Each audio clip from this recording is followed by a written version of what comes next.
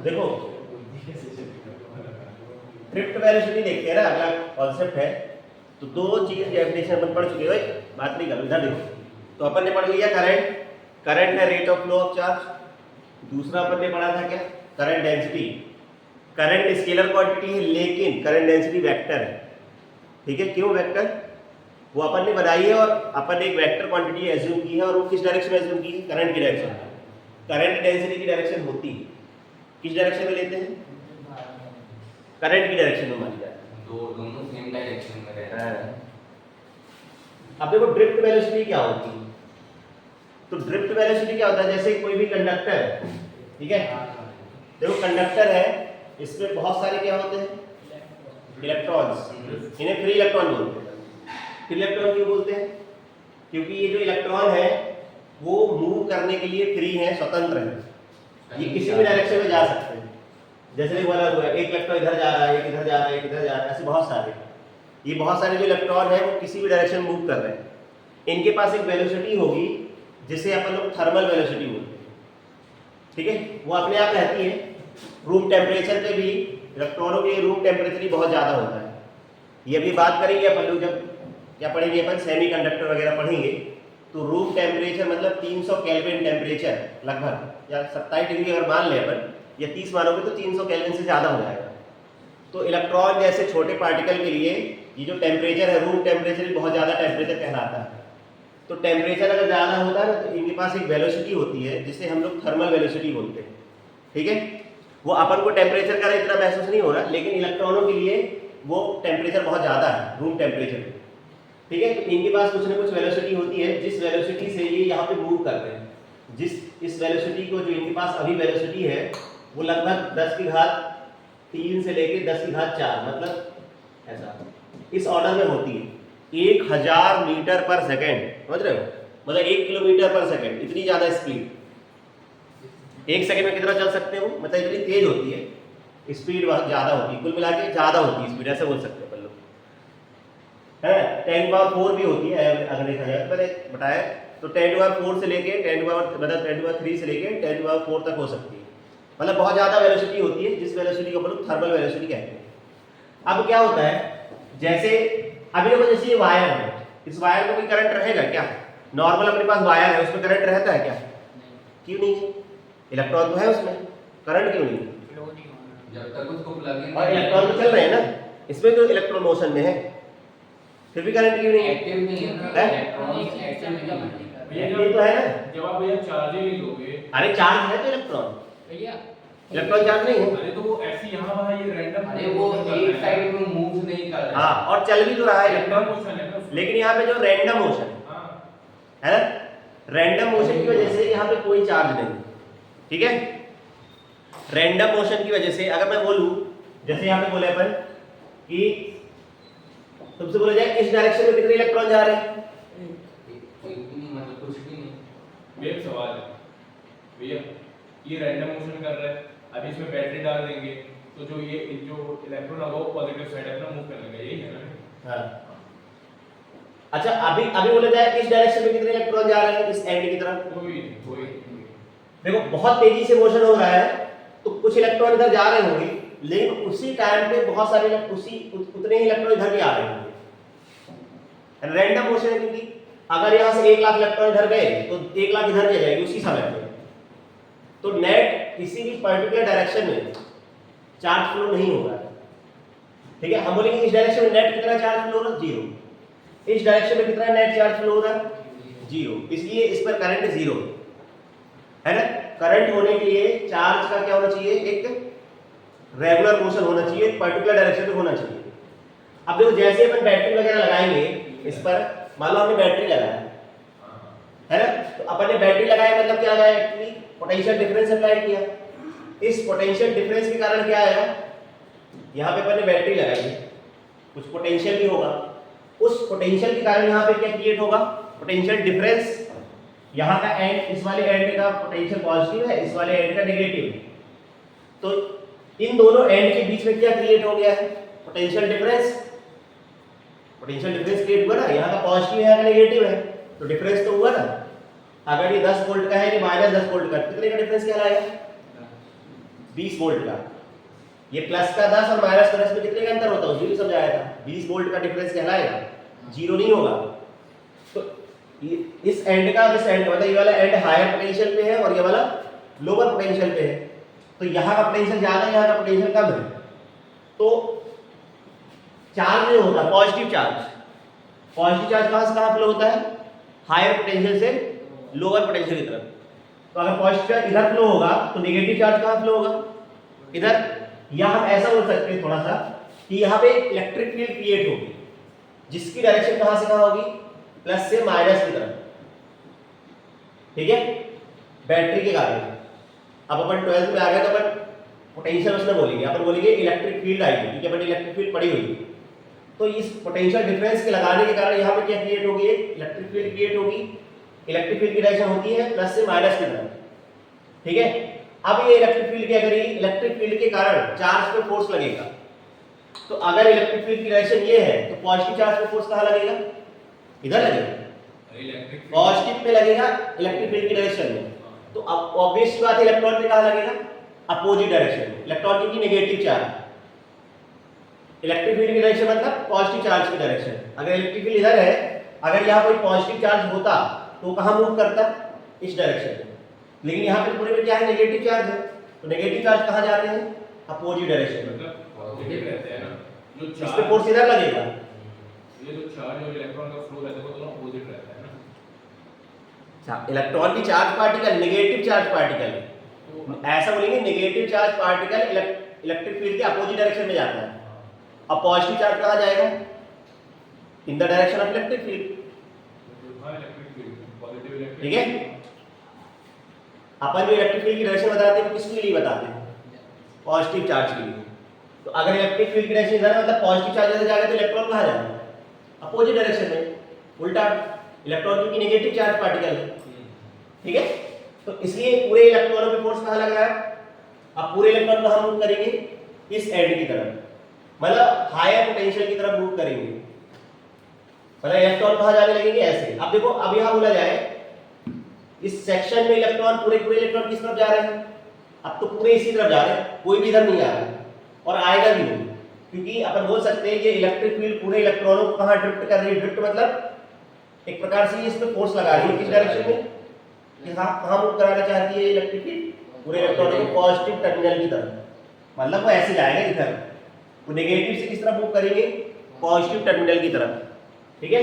Negative and से ऋणात्मक जो सिरा है उससे धनात्मक सिरे की ओर क्या करेंगे? वो गति करेंगे। ये बात समझ आ रही है?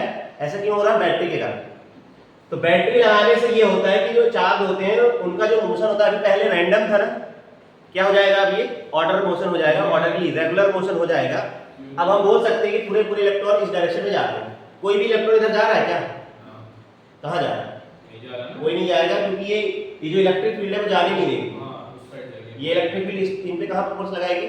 इस डायरेक्शन में। तो अब ये पूरे इलेक्ट्रॉन इस तरफ मूव करने लगे, मूव कर रहे हैं। तो अब देखो यहाँ पे जो वेलोसिटी, थर्मल वेलोसिटी है, ये एवरेज वेलोसिटी सभी इलेक्ट्रॉनों की। इसके पास कुछ वेलोसिटी होगी, इसके पास होगी, सबको जोड़ा, सबको डिवाइड कर दिया, मतलब एक एवरेज देते हैं। एवरेज निकालते हैं ना, x1 plus x2 plus x, velocity सबकी सेम रहेगी, सबकी अलग अलग होती है, बट लेकिन अपन ओवरऑल एवरेज बोलते थे। एवरेज वेलोसिटी इतनी है, मतलब इसके आसपास होगी सबकी।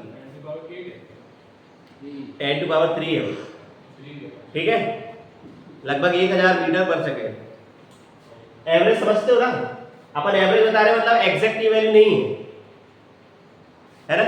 एवरेज एक क्या होता है? एक रफ डेटा होता है। जैसे अपन बोलते हैं कि मैं भाई कटनी से जबलपुर गया तो मेरी एवरेज स्पीड 50 थी, तो तुम ऐसा थोड़ा ना कि यहाँ से चले 50 की स्पीड से बिल्कुल पूरा 2 घंटे तक 50 की स्पीड से चलते रहे, ऐसा नहीं होता ना।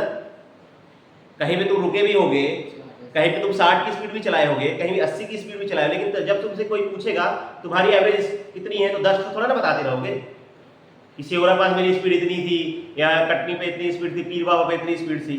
अलग अलग स्पीड थोड़ा ना बताओगे, तुम एवरेज डाटा बता दोगे कि भाई मुझे 2 घंटे लगा है और कटनी से जबलपुर तक, या जबलपुर तक की डिस्टेंस 90 किलोमीटर है, 100 किलोमीटर है, तो तुम निकाल लो एवरेज, बोले 50 आ रहा है एवरेज। लेकिन ये एग्जैक्ट डेटा नहीं है, क्योंकि तुम कटनी से जब जबलपुर जाओगे तो कहीं तुम रुके भी होगे, मतलब तुम्हारी स्पीड 0 रही होगी, कहीं खाली सड़क में तुम 100 की स्पीड भी रगड़े होगे, कहीं 80 भी चलाए होगे, लेकिन जब तुमसे कोई पूछेगा तो तुम एवरेज आंसर बता दोगे।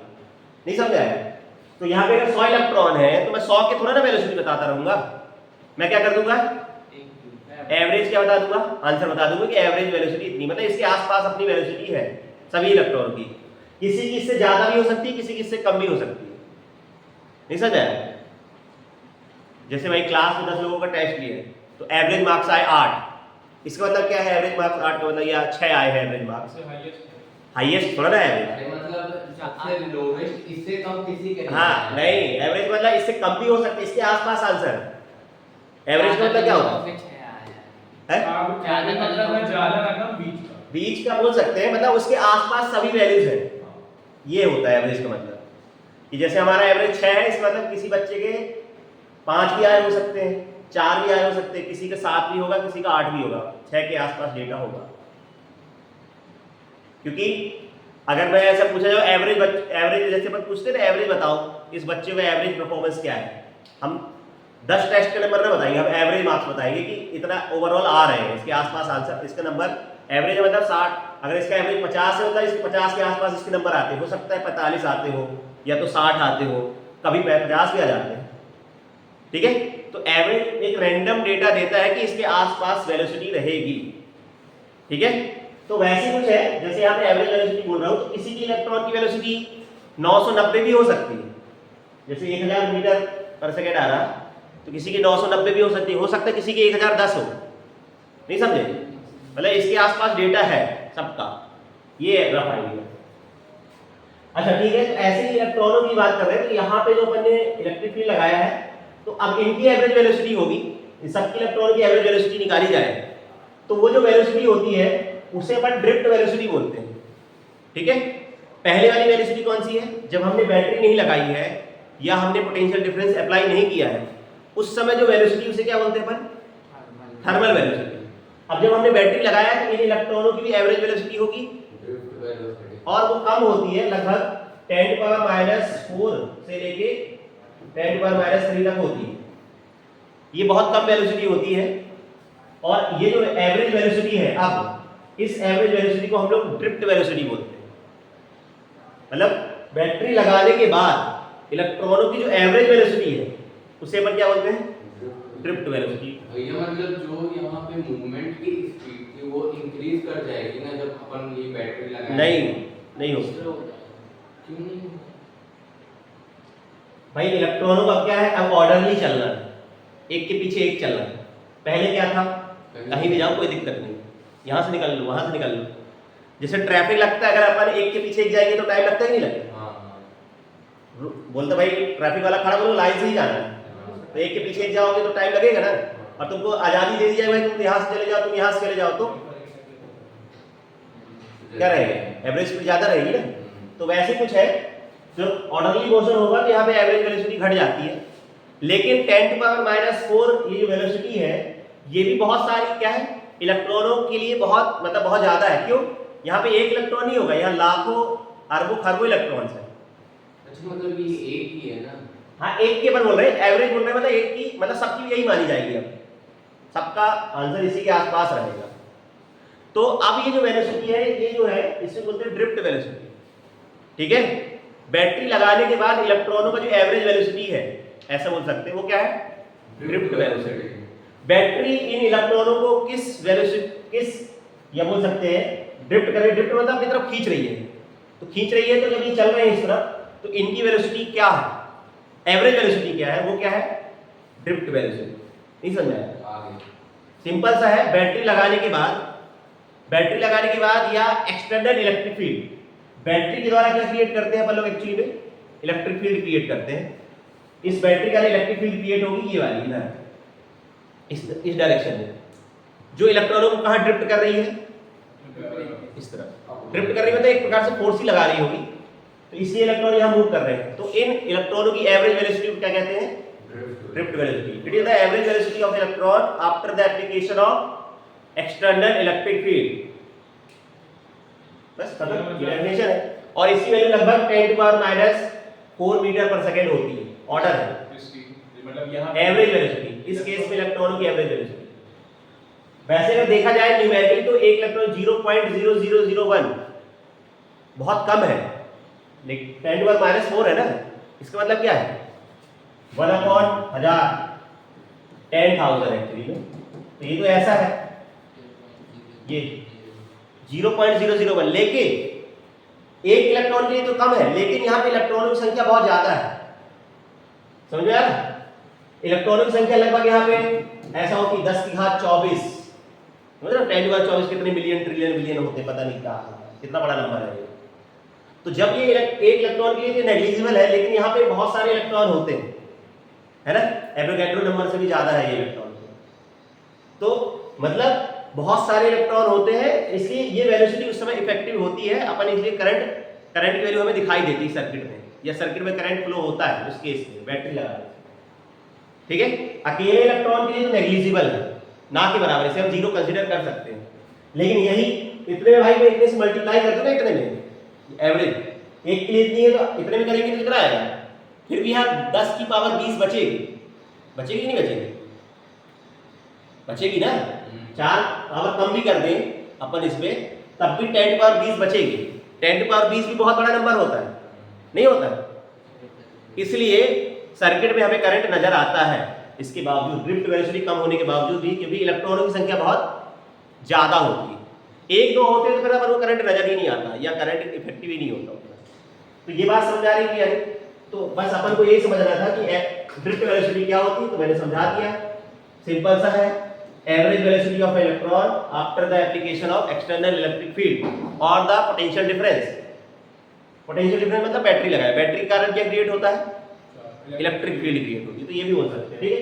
तो ये देखो डेफिनेशन क्या है ये, ठीक है। ड्रिफ्ट वेलोसिटी क्या है? Drift velocity is the constant average velocity with which free electrons flow through a conductor under the influence of external electric field. The drift velocity is very small, which is very small compared to thermal velocity. Thermal velocity बहुत ज्यादा होती है, उसकी तुलना में देखा जाएगा तो 1000 गुना कम है। मतलब पहले अगर 1000 क्या थी थर्मल वेलोसिटी, तो जो ड्रिफ्ट वेलोसिटी हो जाएगी 1 मीटर पर सेकंड, मतलब बहुत ज्यादा कम है, मतलब 1000 गुना कम हो जाती है, ठीक है।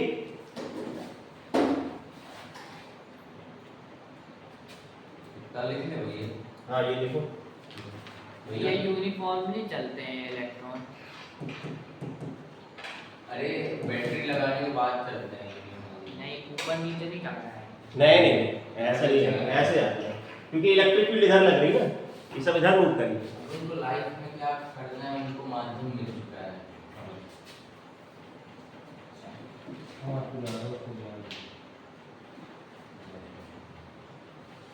भैया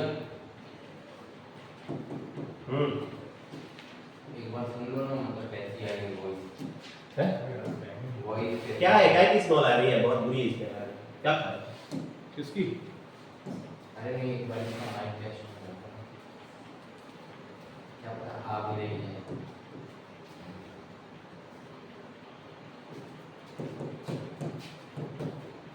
ठीक है, ये लिख लो, क्या रही है? डेफिनेशन लिख लो इसको। क्या किस्मत है, इतनी अच्छी तरीके से पहन के वो भी आई है उसकी, पता चलेगी कार में खाली पहन के।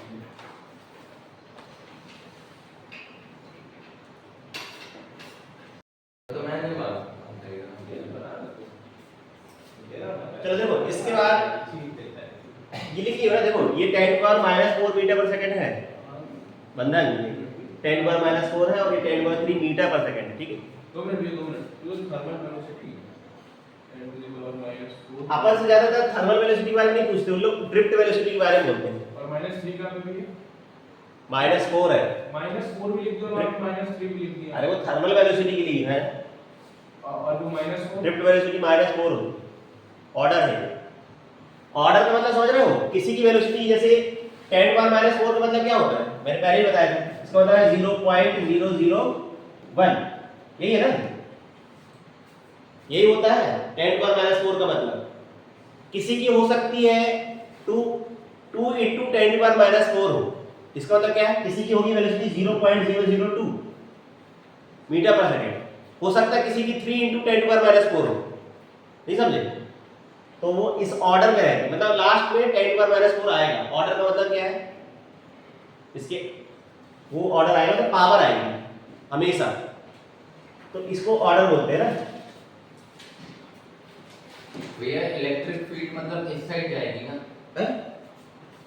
इस side electric field higher potential से लोअर पोटेंशियल की तरफ होती है हमेशा, ठीक है। अब देखो, अब एक रिलेशन है, इंपॉर्टेंट रिलेशन, देखो करंट और ड्रिफ्ट वेलोसिटी में relation between drift velocity and current, ये बहुत इंपॉर्टेंट रिलेशन है, ठीक है। इसको अपन डेरिवेट करते हैं, ये आता भी है, 2 या 3 मार्क्स का क्वेश्चन आता है एग्जाम में, करने को रहता है, तो ये इंपॉर्टेंट भी है, इसको बिल्कुल ना पढ़ना तुम लोग, ठीक है।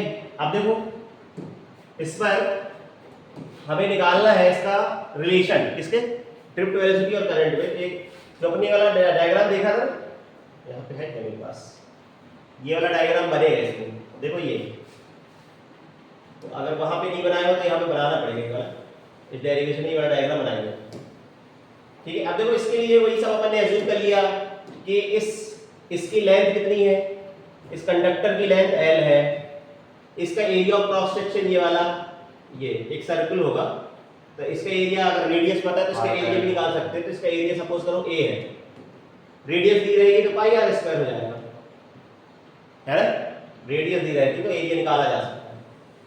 और मान लो इलेक्ट्रॉन जब बैटरी लगा दिया तो इसकी जो ड्रिफ्ट वेलोसिटी है वो Vd है, इसका ड्रिफ्ट वेलोसिटी को अपन लोग Vd से रिप्रेजेंट करते हैं।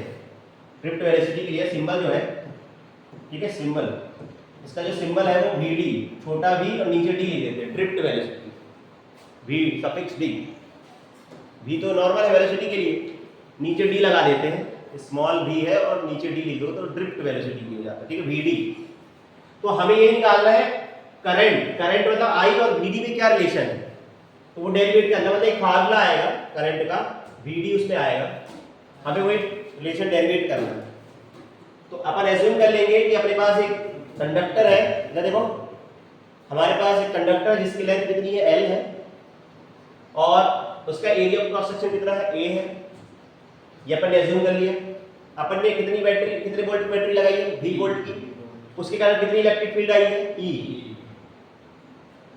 तो ये सब अपन ने एजम्पशन है, माना कि कंसीडर कर लिए, suppose the area of cross section of a conductor A है, इसका area of cross section A है, और इलेक्ट्रॉनों की ड्रिफ्ट वेलोसिटी Vd है इसकी। अच्छा ये बताओ, अपन ने ये एज्यूम किया है एकांक आयतन में मुक्त इलेक्ट्रॉनों की संख्या, number of electron per unit volume जो है वो n है, मतलब यूनिट वॉल्यूम में कितने इलेक्ट्रॉन है, n। तो कंडक्टर का वॉल्यूम कितना लिखा जाएगा, ये बहुत बार बताया मैंने, इसका वॉल्यूम कैसे लिखेंगे अपन, एक सिलेंडर है ना, सिलेंडर का वॉल्यूम कैसे लिखा जाता है, कितना होता है सिलेंडर का volume, πr² + πr², 2πr², 2πr, हाँ इसका होता है πr²h होता है, 2 पाई नहीं, πr²h, πr² को हम लोग a बोलते हैं और h को हम लोग l बोल सकते हैं, इसकी लंबाई और इसके लेंथ बोलेंगे तो a है। ये कहाँ पे बताया है, ये बहुत बार हम लोग बताया है मैंने, a × l लिखा जा सकता है, इसको याद रखना ही लगता है बार बार, ये फ्लूइड मैकेनिक्स में बार बार यूज होता है। एरिया को हमेशा क्या लिख सकते हैं, बेस एरिया इनटू हाइट, यहाँ पे हाइट की जगह लेंथ लेंगे, तो इसका वॉल्यूम कितना हो जाएगा इस कंडक्टर का, a × l। तो यही चीज है, वॉल्यूम ऑफ द कंडक्टर लिखा जाएगा, कितना लिखा जाएगा, a × l। अब बताओ, एक यूनिट मतलब एक वॉल्यूम में इतने इलेक्ट्रॉन है, तो इतने वॉल्यूम में कितने इलेक्ट्रॉन जाएंगे, n × al, मल्टीप्लाई कर देंगे, एक में इतने इलेक्ट्रॉन है तो इतने में कितना होगा, मल्टीप्लाई कर दो।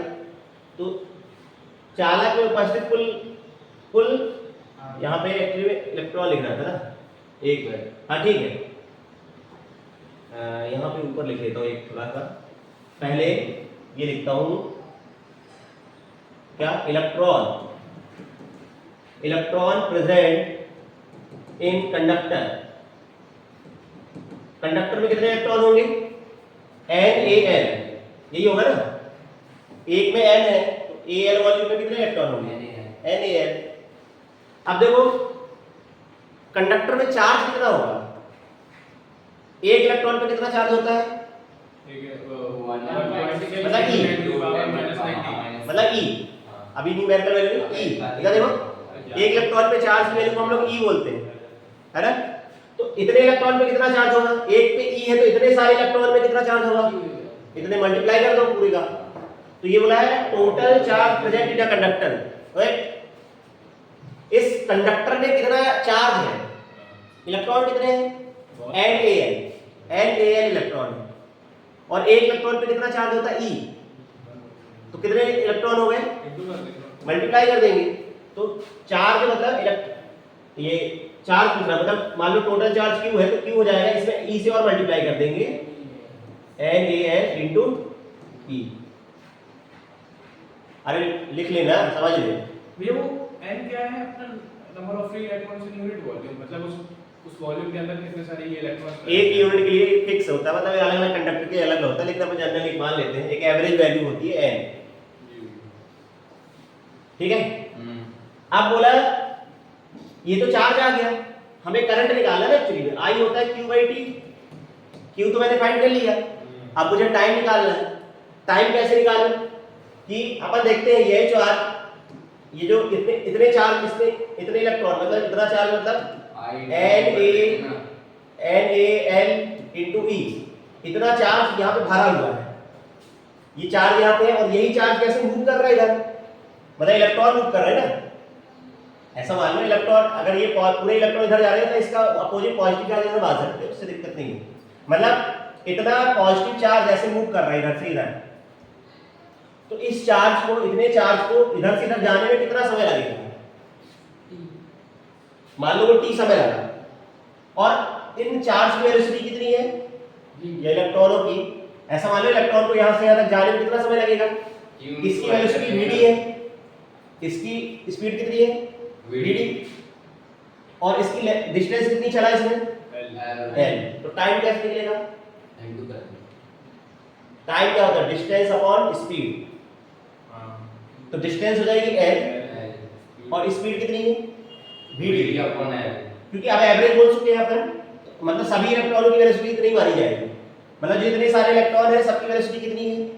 इतनी है, मतलब सबको इतना ही समय लगेगा इसको इधर तक जाने में, एक को जितना समय लगेगा उतना सबको लगेगा, कि पूरे इलेक्ट्रॉन ऐसे चल के आ रहे हैं इधर तक, तो ये पूरा वॉल्यूम इधर से लेके इतना चार्ज जब इधर से इधर आएगा, ये जो भरा हुआ है इतना सारा चार्ज, ये पूरा भरा हुआ है, जब इधर से इधर आएगा पूरा चार्ज, इतना वॉल्यूम चार्ज इधर शिफ्ट किया, तो इसको यहाँ तक जाने में कितना समय लगा, हम वो निकाल लेते हैं।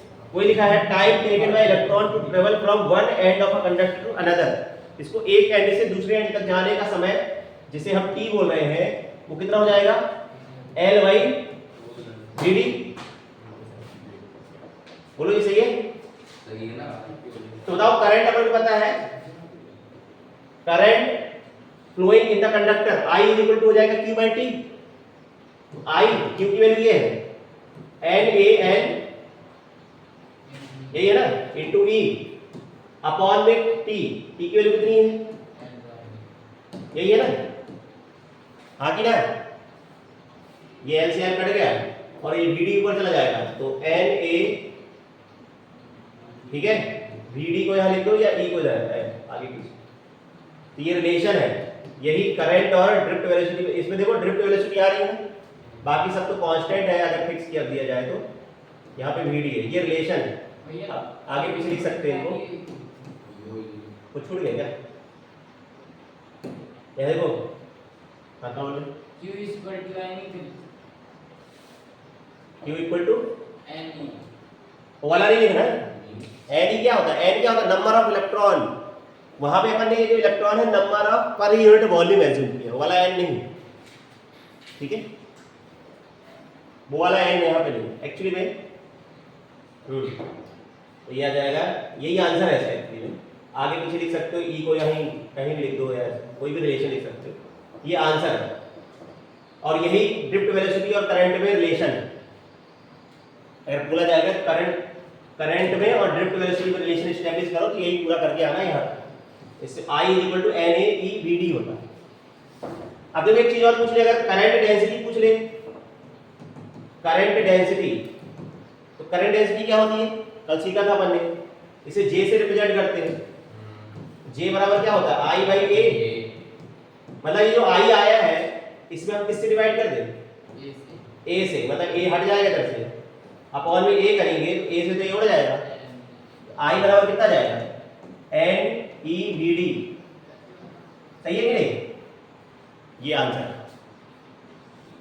तो अगर तुमसे बोलता है करंट और ड्रिफ्ट, करंट डेंसिटी और ड्रिफ्ट वेलोसिटी में रिलेशन एस्टैब्लिश करो, सॉरी ये J है ना, ये J की वैल्यू होगी। अगर बोलता है करंट डेंसिटी,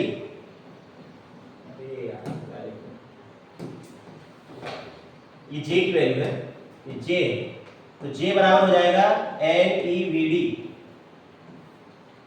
अगर तुमसे बोलता है ड्रिफ्ट वेलोसिटी और करंट डेंसिटी में रिलेशन एस्टैब्लिश करो तो इसको एक स्टेप और बढ़ा देना, नहीं समझा, करना पूरा रहेगा तुमको, पहले हमको वाला रिलेशन फाइंड करना ही पड़ेगा, I की वैल्यू फाइंड करनी पड़ेगी, बात समझ आई कि नहीं आई, अरे हाँ कि ना, n की भी कोई वैल्यू समझने में ध्यान दो, n की वैल्यू दी रहती है, 10 टू पावर 24 दी रहेगी या 10 टू पावर 20 दी रहेगी, नहीं समझे, वो लिखा रहेगा करंट, उसमें लिखा रहेगा इलेक्ट्रॉन डेंसिटी या इलेक्ट्रॉन पर यूनिट वॉल्यूम ऐसा लिखा होगा, तब वो n का, जो अपन पढ़े थे I इक्वल टू Ne वाला वो अलग है, वो नंबर ऑफ इलेक्ट्रॉन होते हैं, सिर्फ नंबर ऑफ इलेक्ट्रॉन होते हैं, ठीक है, ये होता है number of electron per unit volume, वो लिखा रहता है, इसको लिख लो, ये इंपॉर्टेंट डेरिवेशन है।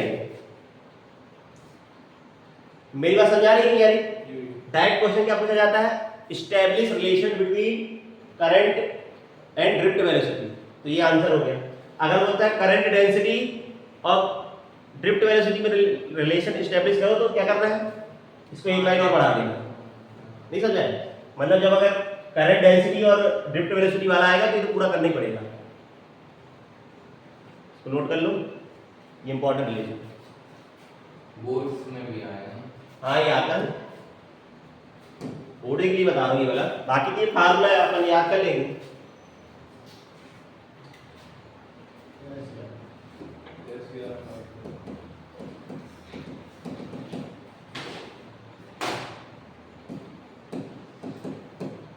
ठीक है, ये लिखा होगा चालक में कुल इलेक्ट्रॉन, ये जज सकते हैं काउंसिलर में